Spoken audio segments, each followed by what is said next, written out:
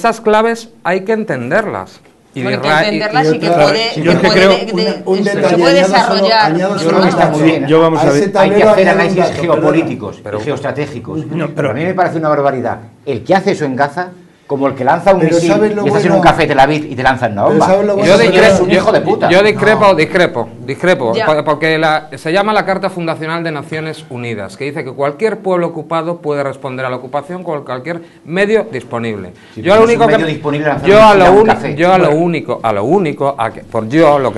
que defiendo es la legalidad internacional.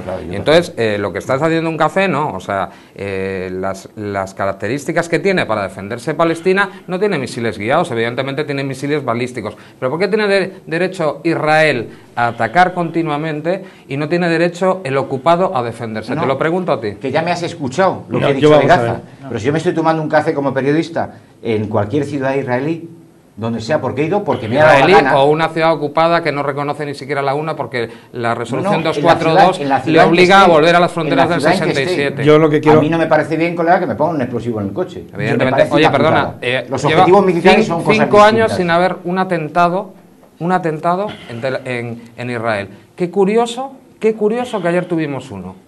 Te pregunto eso, ¿por qué? Vamos a ver. No está reivindicado todavía. Yo creo que hay que tener una cosa clara en todo lo que estamos hablando.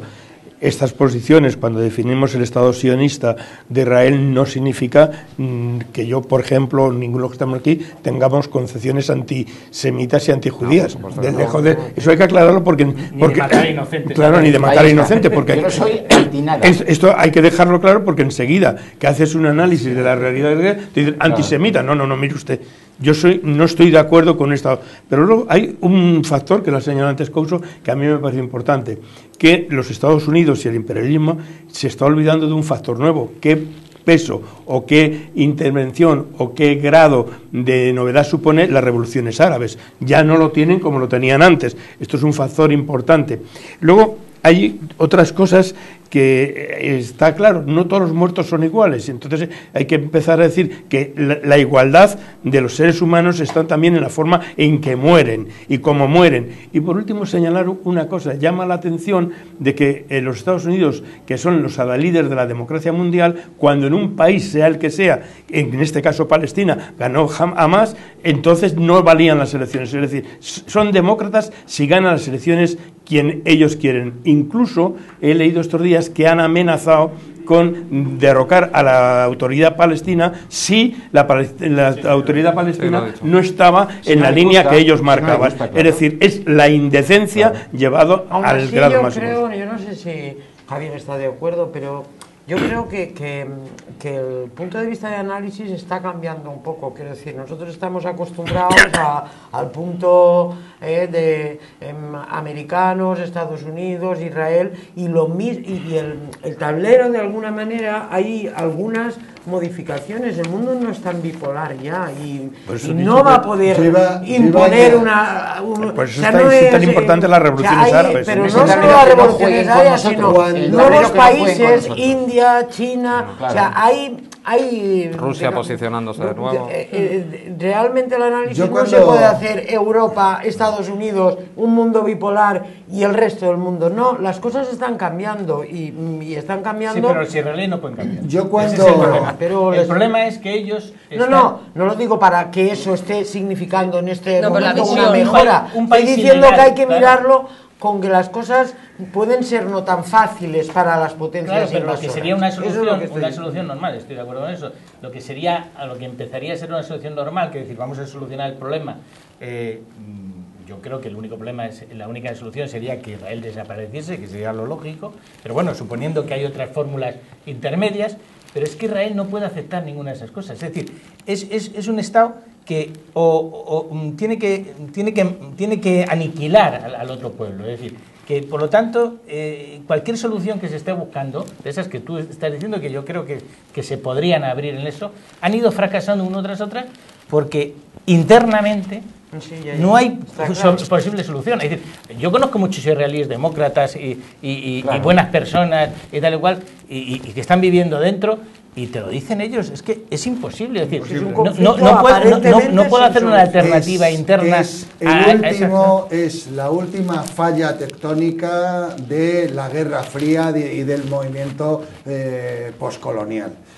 Cuando yo digo de un planteamiento geoestratégico, no es para diluir responsabilidades, es precisamente para ver dónde están los responsables. Porque, por ejemplo, Francia ha jugado un papel importantísimo, siempre de apoyo a Arafat y a su facción, que no al pueblo palestino. Pero fijaos, Francia y sus servicios secretos están detrás de todo el movimiento de Libia, que ahora se está viendo, que al final es que el que acabó matando al propio Gaddafi es un tipo de los servicios secretos franceses. En Siria son los primeros que han reconocido a este gobierno, etcétera, etcétera. En Palestina ha cambiado absolutamente de planteamiento. Vamos a pasar y ha roto sobre todo la línea de la Unión Europea de apoyo a Palestina. Ahora mismo ya Europa, entre que Tony Blair coge el dinero, pero no hace su trabajo, que es un mandado de la Unión Europea para esto, pilla el dinero y no hace nada. Francia juega a lo suyo en este tablero porque tiene muchos intereses. No, pinta menos que la Tomasa a los títeres, pero Francia tiene un papel y hay que exigirle. Por eso digo, ¿quién mueve las piezas? Porque al final, a mí, fijarme en el peón, que está sufriendo mucho, o el alfil que le está disparando, digo, pero ¿quién mueve? ¿Quién son los americanos? ¿Quién son los franceses? ¿Qué hacen los rusos? ¿Qué hacen? Ricardo, un momento, por favor. Un segundo. Vamos a pasar un documento gráfico que tenemos que además subraya, porque parece que vosotros sabéis ya qué vídeo va a venir ahora, porque subraya perfectamente cuál es la situación y cómo la comunidad internacional está moviéndose a este respecto. Vamos a verlo. El canciller ruso ha declarado que las partes involucradas en el conflicto de la Franja de Gaza deben manifestar discreción y no seguir el camino de una escalada de violencia. También al respecto ha hecho declaraciones el primer ministro de Egipto. Este llama a la comunidad internacional a detener la agresión hebrea contra Palestina. Alexandra Bondarenko nos brinda los detalles sobre el grueso de la reacción internacional respecto a esta crisis. El presidente de la Federación de Rusia, Vladimir Putin, ha apoyado a los intentos de Egipto de resolver el conflicto armado entre Israel y la Franja de Gaza de una manera pacífica.